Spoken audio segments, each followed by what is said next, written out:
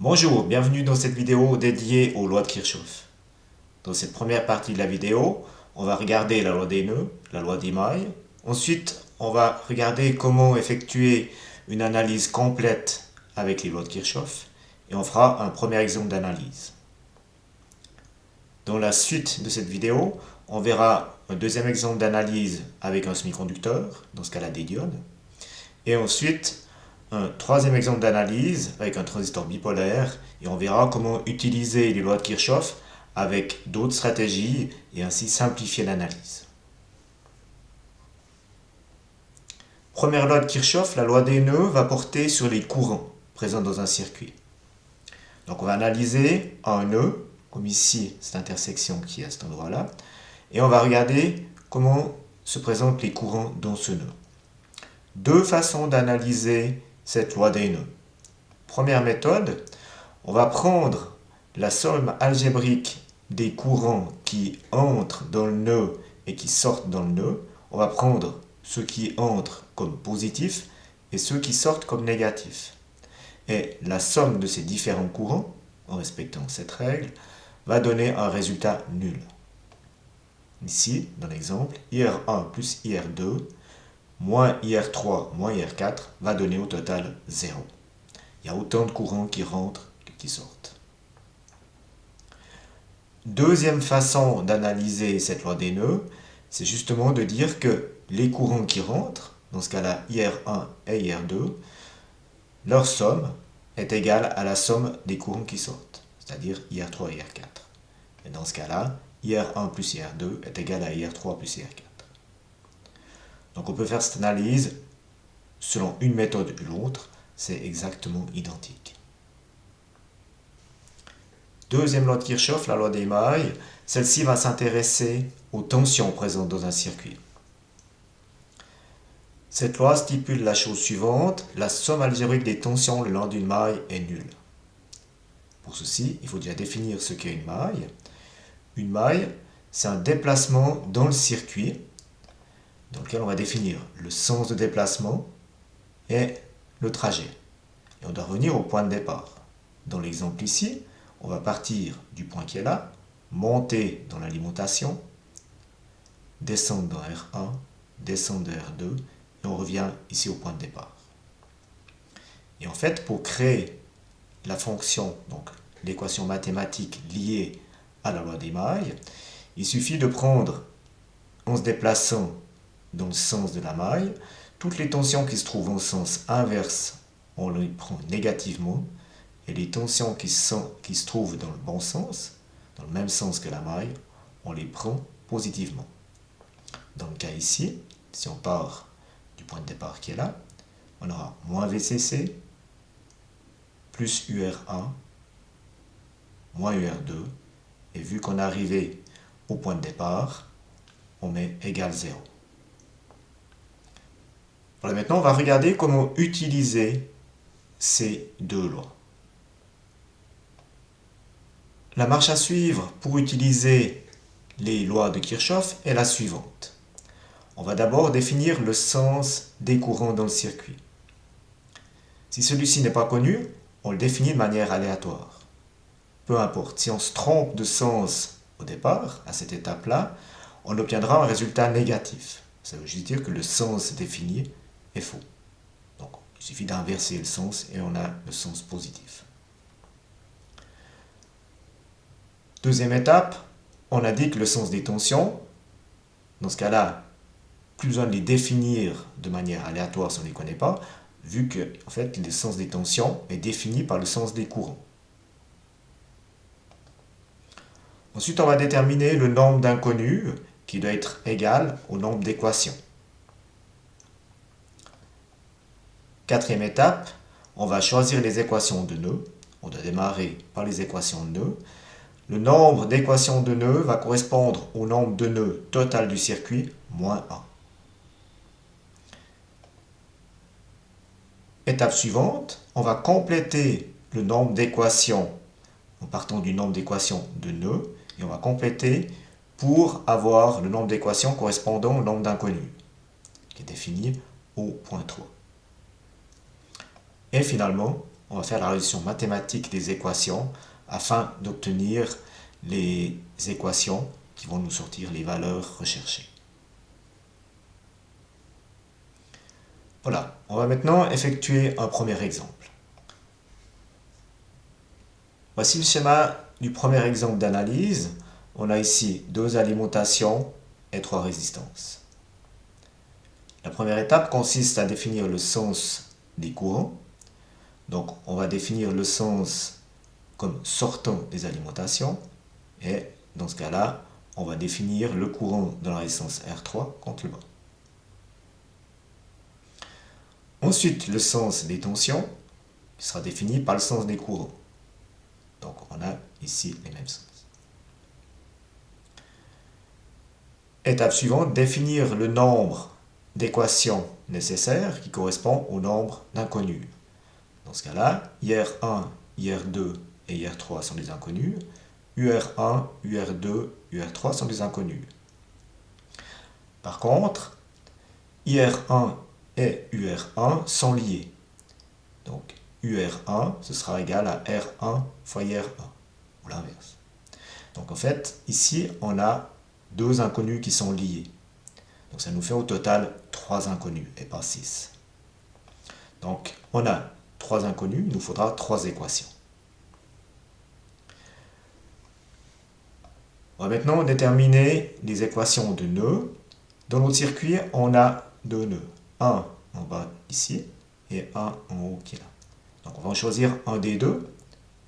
Ici on va prendre celui du haut. Donc, je répète, on doit prendre le nombre de nœuds total moins 1. Donc une équation de nœuds et on prend le nœud qui est ici. Maintenant on va sortir l'équation. Donc les courants qui entrent sont pris positifs, les courants qui sortent sont pris négativement. Donc dans notre exemple ici, ce sera IR1 plus IR2 moins IR3 est égal à 0. Ou autrement, IR1 plus IR2 est égal à IR3. Voilà, maintenant qu'on a déterminé une équation de nœud, il nous faut 2 autres équations. Et dans ce cas-là, on va prendre les mailles. Donc, on va définir le sens des mailles et le trajet désiré. Ici, première maille, je vais prendre ici cette maille. Deuxième, je pourrais prendre une grande maille ici ou une petite ici. Peu importe. Et je vais prendre la petite qui est là. Donc voilà, maintenant, j'ai mes 2 mailles. Je vais chercher les équations liées à ces mailles. Donc si je pars du point de départ ici, ça va me faire moins U1 plus UR1 moins UR2 plus U2 est égal à 0. Et la troisième équation, en partant d'ici, ça va faire moins UR3 moins UR2 plus U2 est égal à 0. Voilà, maintenant j'ai les équations de base qui sont liées à la loi des nœuds et des mailles. Et maintenant il faut faire la résolution mathématique. On va reprendre les équations trouvées à l'étape précédente. Et maintenant, on va travailler sur celle-ci pour sortir les valeurs de UR1, UR2 et UR3. Si on analyse les 3 équations, ici j'ai les 3 inconnus, IR1, IR2 et IR3. Ici j'ai 2 inconnus, UR1, UR2. Et ici j'ai aussi 2 inconnus, UR3, UR2. Donc on voit que de toute façon, on ne va pas démarrer notre résolution mathématique par l'équation numéro 1, vu qu'on a les 3 inconnus. Et on voit que dans les équations 2 et 3, on a UR2 et UR2. Ici.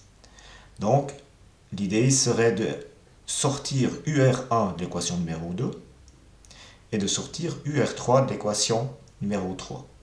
Et ensuite, on va substituer ceci dans l'équation numéro 1 et on n'aura plus que des UR2 ou IR2. Voilà la stratégie.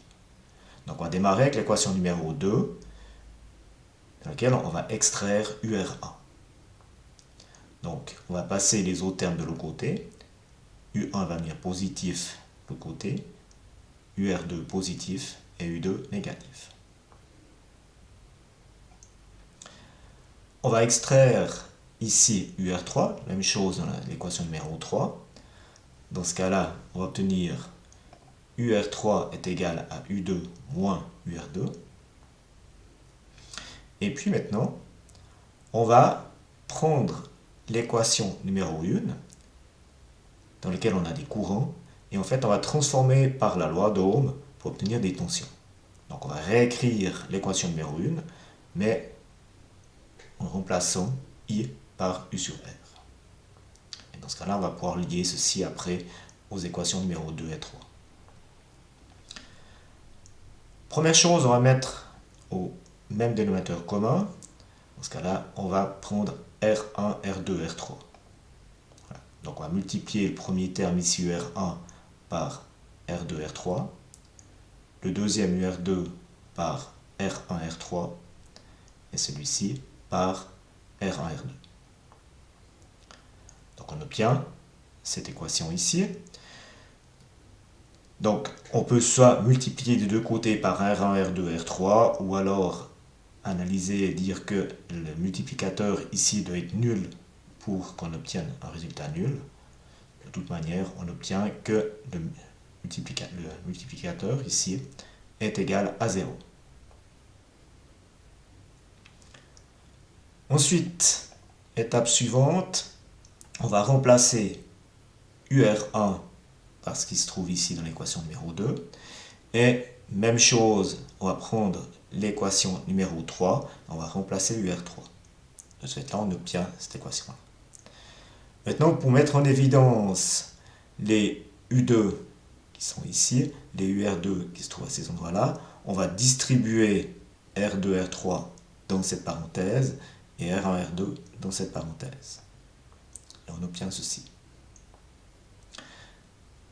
Étape suivante, on va mettre du même côté les inconnus, c'est-à-dire UR2, UR2, UR2.